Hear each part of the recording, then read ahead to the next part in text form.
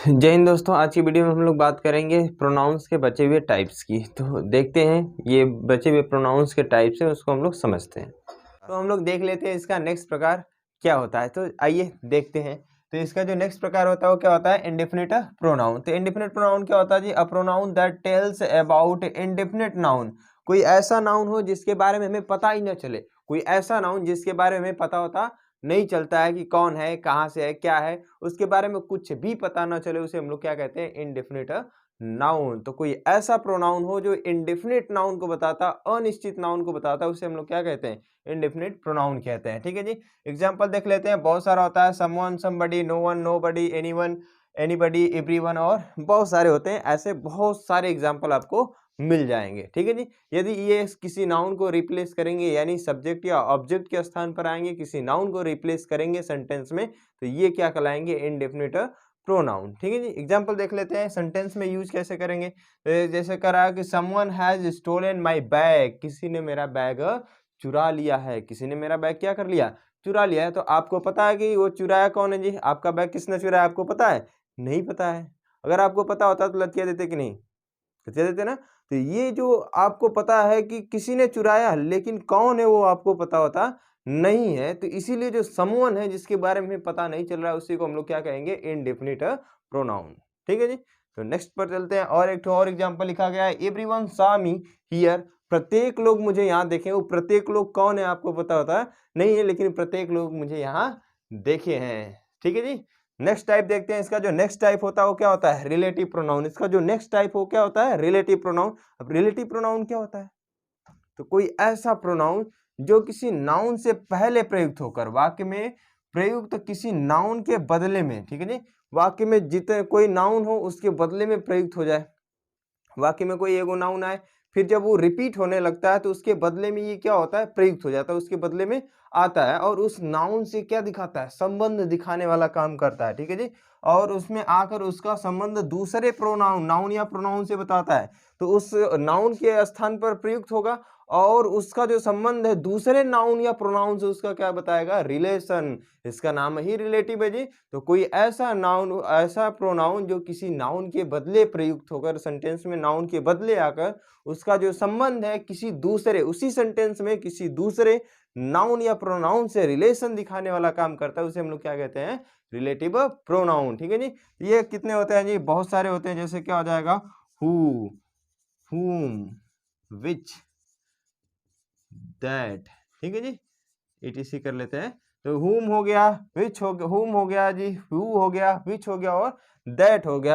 अब हम लोग इनका देखेंगे यूज कैसे करेंगे। ये जो रिलेटिव प्रोनाउन होते हैं ये क्या करते हैं, जोड़ने, सेंटेंस में आते हैं तो किसी नाउन के बदले तो ऐसा करते हैं, ये जोड़ने का भी काम करते हैं, इसलिए इसको जो रिलेटिव कंजक्शन का भी काम कर लेते हैं, जोड़ने वाला काम भी कर लेते हैं, इसलिए हम लोग इनको कनेक्टिव वर्ड भी कह लेते हैं ना। जो रिलेटिव प्रोनाउन होते हैं ये जोड़ने वाला काम कर लेते हैं। ठीक है जी। तो इनको कभी कभी क्या कर लिया जाता है, कंजक्शन भी कह लिया जाता है। जैसे मान लीजिए आप क्या हैं, इंजीनियर हैं। ठीक है जी। आप क्या हैं, इंजीनियर है, आपने खोल लिया मेडिकल स्टोर और 4 ठो दवाई लेके रोडे पे बैठ गए। ठीक है जी। तो आप को ये नहीं कहा जाएगा कि आप डॉक्टर हैं। ठीक है जी। आप इसको ये नहीं कहा जाएगा कि आप क्या हैं, डॉक्टर है, लेकिन आपको ये तो कहा जा सकता है कि आप डॉक्टर वाला काम कर रहे हैं जी। तो ये भी क्या करता है, ये जो हमारा प्रोनाउन है, ये प्रोनाउन है, किसी नाउन के बदले आएगा, लेकिन क्या करता है, वाक्य में आता है तो कंजक्शन, ये कंजक्शन वाला काम कर लेता है, सेंटेंस को या क्लास को जोड़ने वाला काम कर लेता है, इसलिए इसको क्या कर लिया जाता है, कंजक्शन भी कहा जाता है, लेकिन कंजक्शन होता नहीं है। तो समझ गया जी। तो वैसे ही वो भी दवाई बेच रहा है, वो डॉक्टर नहीं है, उसको सिर्फ क्या कहा जाएगा, डॉक्टर कहा जाएगा। और कहने का मन करेगा तो झोला छाप कर देंगे। तो इसको भी क्या कर देते हैं, रिलेटिव प्रोनाउन वाला कंजक्शन कह लेते हैं। ठीक है जी। तो आप समझ गए होंगे। इनका यूज देख लेते हैं जी। तो जो हु होता है, हु का प्रयोग हम लोग मानव को बताने के लिए करते हैं, मनुष्य को बताने के लिए हम लोग किसका प्रयोग करते हैं, हु का प्रयोग हम लोग करते हैं। तो मनुष्य को बताने के लिए हम लोग हु का प्रयोग करते हैं जी। ये जो हु होता है ये क्या होगा, रिलेटिव प्रोनाउन होगा, तो सेंटेंस में आएगा तो किसी मनुष्य को बताने वाले नाउन को रिप्लेस करेगा, और उसका रिलेशन अगले नाउन या प्रोनाउन से भी बताएगा जी, और उसमें आए हुए कंजक्ट क्लॉज को या सेंटेंस को जोड़ने का भी काम करता है। तो ये सभी काम ये करेगा। जैसे हम लोग एग्जांपल देख लेते हैं, हम कहें this is the boy, this is the boy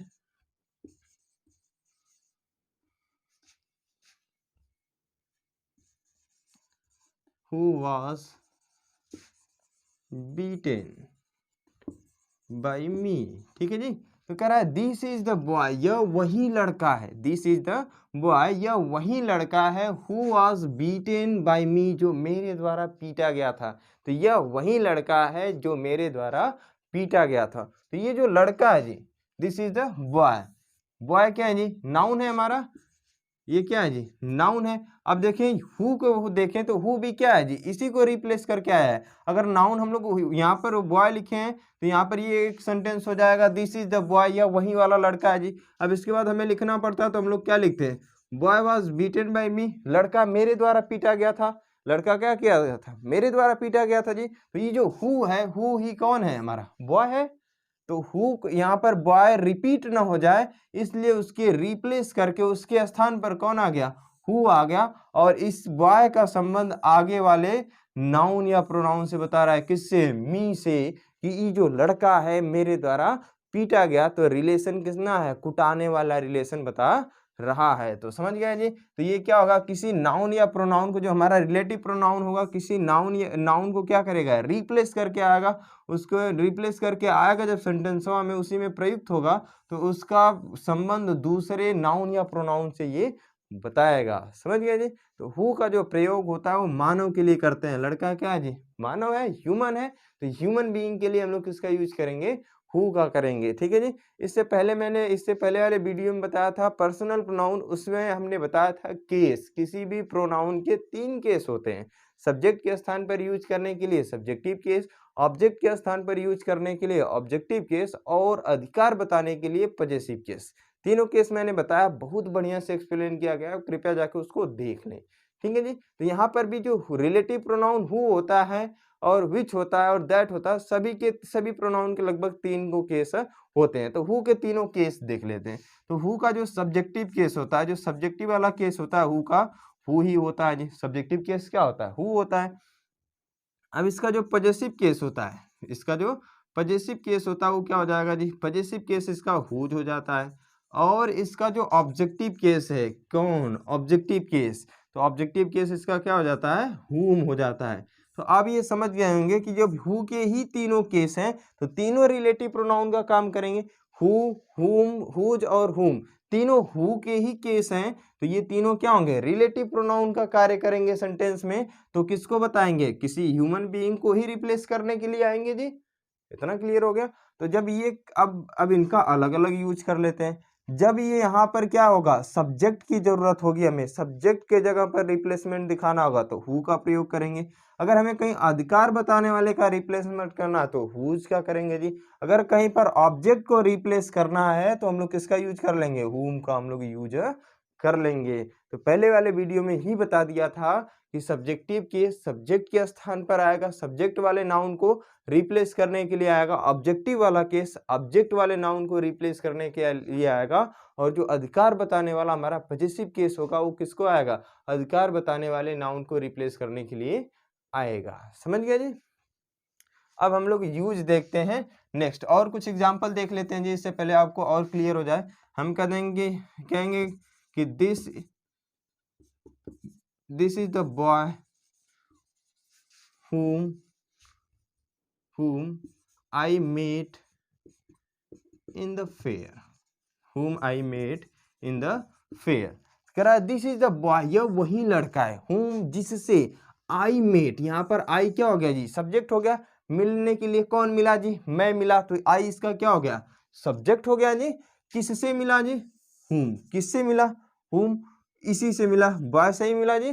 तो बॉय हमारा क्या हो गया, रिप्लेसमेंट हो गया। तो बॉय यहाँ पर भी आ जाता जी, किससे मिला, बॉय से मिला। हमने कहा दिस इज द बॉय, यह वही लड़का है, whom जिससे आई मेट, मैं मिला, इन द फेयर, मेले में। तो ये यहाँ पर हमें इसका ऑब्जेक्ट की जब जरूरत पड़ेगी तो कौन बनेगा, बॉय ही तो बनेगा। कौन बन जाएगा जी, बॉय ही बन जाएगा। लेकिन इसमें क्या हो जाता है जी, बॉय यहाँ पर फिर से लिख देंगे तो बॉय रिपीट हो जाएगा। नाउन का कार्य ही, नाउन कहता है कि मैं एक सेंटेंस में, एक पैराग्राफ में एक से ज्यादा बार नहीं आऊंगा, ठीक है जी। तो ये एक से ज्यादा बार जब नहीं आएगा तो क्या करेंगे, इसके स्थान पर इसको हटा देंगे। तो हटाएंगे तो इसके स्थान पर किसी प्रोनाउन का यूज करते हैं जी, तो वो प्रोनाउन कौन हो जाता है, हु। इसको जोड़ना भी होता है, इसको और इसको जोड़ना भी है जी, तो इनके बीच में आ जाता है और इसके ऑब्जेक्ट बनने का भी कार्य करता है। तो हमें ऑब्जेक्ट वाले को रिप्लेस करना था, तो हमने किसका यूज कर लिया, हुम का प्रयोग कर लिया। तो आई होप आपको समझ में आ गया होगा कि जो हु होता है, हुज होता है और हुम होता है, इनका सेंटेंस में कैसे प्रयोग करें, ठीक है जी। तो हु का प्रयोग कब करेंगे, जब हमें सब्जेक्ट की जगह रिप्लेसमेंट दिखानी होगी, ऑब्जेक्ट की जगह रिप्लेसमेंट दिखानी है तो हुम का प्रयोग कर लेंगे। अगर कहीं हमें अधिकार बताने वाले का रिप्लेसमेंट करना है तो किसका यूज कर लेंगे, हुज का। अब हम लोग देख लेते हैं यूज विच का, ठीक है जी। तो जो हमारा विच होता है, विच का प्रयोग हम लोग करते हैं किसके लिए जी, तो विच जो होता है वो हमारा जानवरों के लिए किया जाता है, किसके लिए, एनिमल्स के लिए, ठीक है जी। तो ये एनिमल्स के लिए यूज किया जाएगा, या तो कोई नॉन लिविंग थिंग्स के रहेगी तो किसके लिए, एनिमल्स के लिए करेंगे, या तो नॉन लिविंग थिंग्स के लिए करेंगे। तो हम लोग किसका यूज करेंगे, विच का। तो एनिमल्स को रिप्लेस करना, किसी सेंटेंस में हमें रिलेशन भी बताने हैं, जोड़ने भी हैं, और हमें नाउन को रिप्लेस करने हैं, वो भी कौन से नाउन को, एनिमल वाले नाउन को हमें रिप्लेस करने हैं, या तो कोई नॉन लिविंग नाउन है उसको रिप्लेस करने हैं, तो हम लोग किसका यूज करेंगे, विच का प्रयोग करेंगे, ठीक है जी। हम कहें दिस इज द, अब यहाँ पर हम लोग मानव वाले को हटा देते हैं, हम कह देते हैं दिस इज द पेन, ठीक है जी, which I bought today, which I bought today. हम कह रहे हैं दिस इज द पेन, यह वही कलम है, ये क्या जी, वही वाली कलम है, विच जिसको, आई बॉट मैंने खरीदा, टुडे आज, यह वही वाली कलम है जिसको मैंने आज खरीदा। तो ये कलम कौन सी है जी, वही वाले जो बात की गई है। तो अगर हमें बात का ऑब्जेक्ट चाहिए तो हम लोग क्या लिखते हैं, यहाँ पर पेन लिख देते हैं कि नहीं, तो पेन यहाँ पर दो बार आ जाता है जी। तो जब कोई भी नाउन क्या हो जाएगा, रिपीट होगा, तो इसके रिपीट न होने के लिए, रिपीटिशन से बचाने के लिए हम लोग किसका यूज करते हैं, प्रोनाउन का। हमें इस दिस इज द पेन वाले सेंटेंस को और आई बॉट टुडे वाले सेंटेंस दोनों को, आई बॉट पेन टुडे, इन दोनों सेंटेंस को जोड़ना भी है जी, और यहाँ पर जो पेन आ रहा है इसको रिपीट होने से बचाना भी है।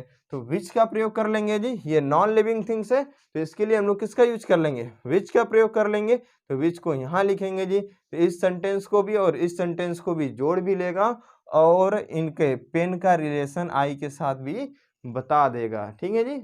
तो जो हमारा विच होता है उसका प्रयोग हम लोग निर्जीव थिंग्स के लिए या तो एनिमल्स के लिए करते हैं, ठीक है जी।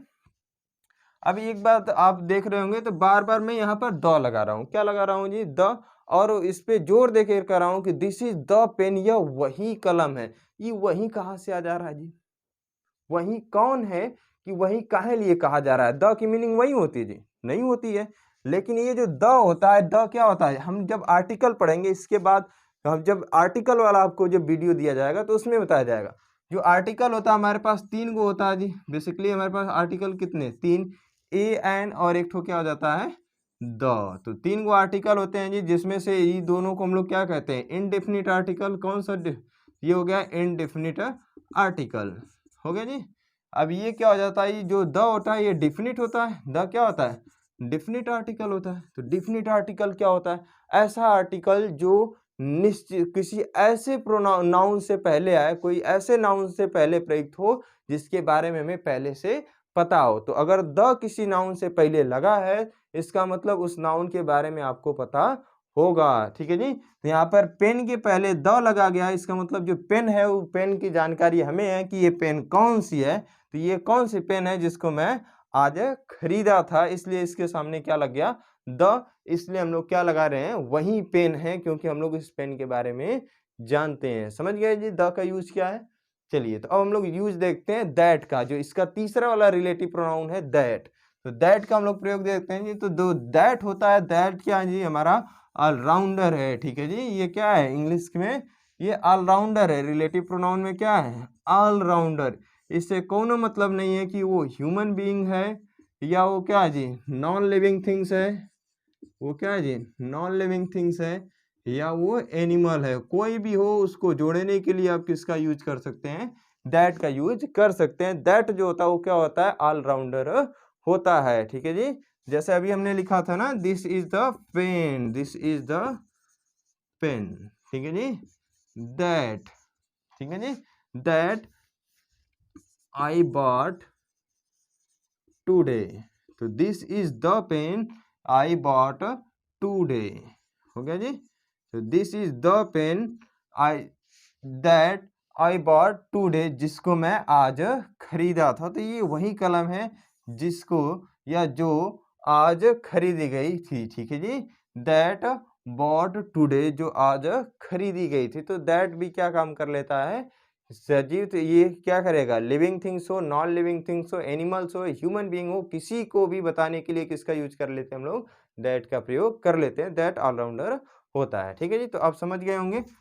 तो देखते हैं अगला प्रकार, इंट्रोगेटिव प्रोनाउन। देखते हैं जी, तो इंट्रोगेटिव प्रोनाउन क्या होता है, अ प्रोनाउन दैट आस्क क्वेश्चन, कोई ऐसा प्रोनाउन जो क्या पूछता हो, प्रश्न पूछता हो, उसे हम लोग क्या कहते हैं, इंट्रोगेटिव प्रोनाउन। इसकी जो हिंदी होती है वो होती है प्रश्नवाचक प्रोनाउन, सर्वनाम। ठीक है जी, तो ये प्रश्नवाचक, प्रश्न का मतलब प्रश्न हो गया, क्वेश्चन, वाचक का मतलब पूछने वाला। तो कोई ऐसा प्रोनाउन हो जो आपसे क्या पूछे, प्रश्न पूछने वाला काम करे, उसे हम लोग क्या कहेंगे, इंट्रोगेटिव प्रोनाउन। समझ गए जी।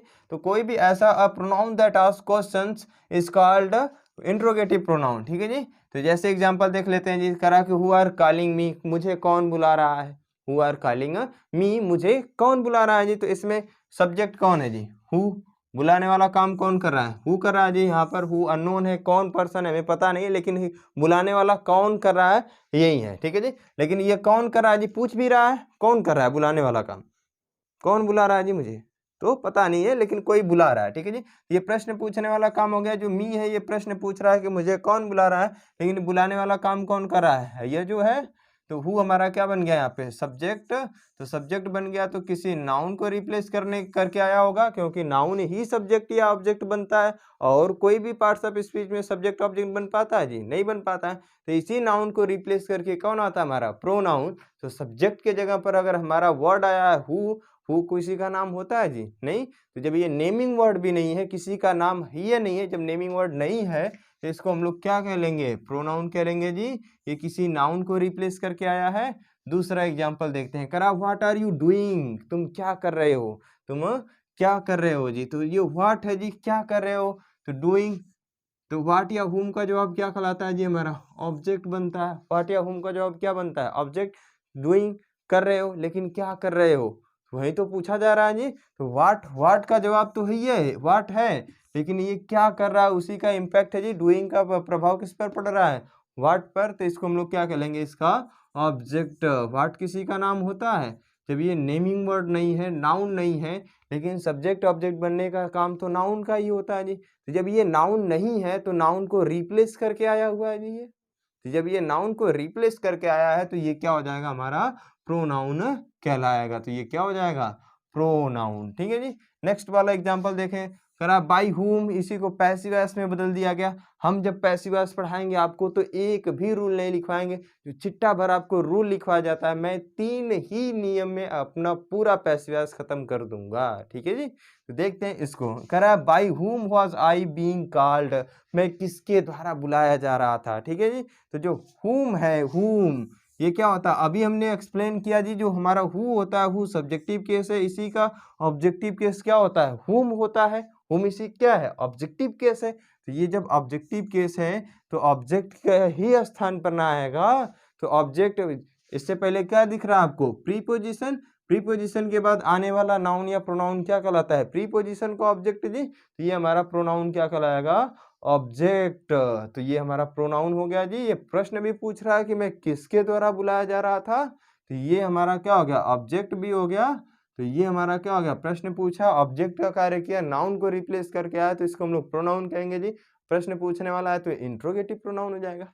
नेक्स्ट एग्जांपल देख लीजिए, विच ऑफ दीज पेन, इनमें से कौन सी कलम, do you like most, which of these pens do you like most, तुम सबसे ज्यादा पसंद करते हो। तो इसमें से कौन सी ऐसी पेन है जो तुम क्या करते हो, सबसे ज्यादा पसंद करते हो। तो यहाँ पर देखिए जी, विच क्या है, सब्जेक्ट है जी। विच क्या है, सब्जेक्ट है। ये देखिए जी, जो दीज पेन्स है ये क्या है जी, ऑफ प्रीपोजिशन का ऑब्जेक्ट है। प्रीपोजिशन के बाद आने वाला नाउन या प्रोनाउन क्या कहलाएगा, प्रीपोजिशन का ऑब्जेक्ट जी। तो ये हमारा क्या हो जाएगा, प्रीपोजिशन का ऑब्जेक्ट। तो ये हमारा सब्जेक्ट यहाँ पर नहीं है, सब्जेक्ट कौन है, विच है, इसी के अकॉर्डिंग वर्ब आएगी। ये सिंगुलर रहता तो यहाँ पर डज आ जाता, ये प्लूरल है तो यहाँ पर डू आया हुआ है, ठीक है जी। ये हमारा क्या हो जाएगा, which pen do you like most, तुम कौन सी पेन है जो क्या करते हो, अत्यधिक पसंद करते हो। तो ये हो गया इंट्रोगेटिव प्रोनाउन, ठीक है जी। इसी से रिलेटेड होता हमारा एक ठो कौन, एक्सक्लामेटरी प्रोनाउन, जो लास्ट वाला बताया गया था, एक्सक्लामेटरी प्रोनाउन। एक्सक्लामेटरी प्रोनाउन क्या होता है जी, जो एक्सक्लामेटरी प्रोनाउन होता है व्हाट, ठीक है जी।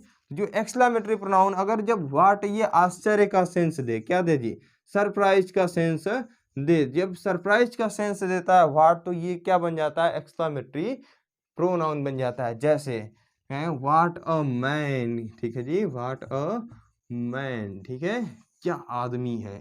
तो ये व्हाट क्या हो गया जी, यहाँ पर आश्चर्य दिखा रहा है, व्हाट अ मैन, कोई भयानक आदमी देख लिए, करें व्हाट अ मैन, तो ये क्या आदमी है, आश्चर्य दिखाने वाला काम कर दिया जी। यहाँ पर ये क्या हो गया, एक्सक्लामेटरी प्रोनाउन, ठीक है जी। अब हम लोग देखते हैं इसका नेक्स्ट प्रकार, रिफ्लेक्सिव प्रोनाउन और एम्फेसाइजिंग प्रोनाउन, दोनों को एक साथ ही मैं बताऊंगा। ये दोनों को दोनों एक ही होते हैं, कई इसीलिए कई बुक में या तो ये क्या दिया रहेगा, 10 ही देता है, या तो कई में 11 देता है। तो जो ये रिफ्लेक्सिव प्रोनाउन होते हैं और जो एम्फेसाइजिंग प्रोनाउन होते हैं, दोनों क्या होते हैं ये देखिए। तो जो हमारा क्या होता है, जितने भी हमारे हम लोग कहते हैं क्या है, himself, herself, itself और themself, themself, yourself हो जाएगा जी, योर सेल्फ या योर सेल्फ जो हो जाता है, ठीक है जी। जब सिंगुलर होता है तो सेल्फ यूज करते हैं, अगर यही प्लूरल हो जाए तो सेल्फ ज का यूज करते हैं। आपको प्लूरल जब बता रहे थे तो एफ को हटाकर क्या करते हैं, प्लूरल बनाने के लिए VES जोड़ देते हैं जी। योर सेल्फ जो हो गया, यहाँ पर आ जाएगा माई के लिए तो माई सेल्फ हो जाएगा, अवर के लिए यूज करेंगे तो क्या हो जाएगा, अवर सेल्फ ज, ठीक है जी, अवर सेल्फ जो हो जाएगा, ठीक है।